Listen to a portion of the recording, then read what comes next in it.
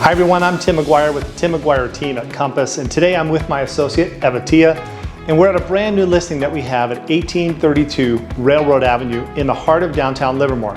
This convenient location is next to everything. You've got the theater, shopping, restaurants. It's just a great place to be. Eva, tell us a little bit about this one.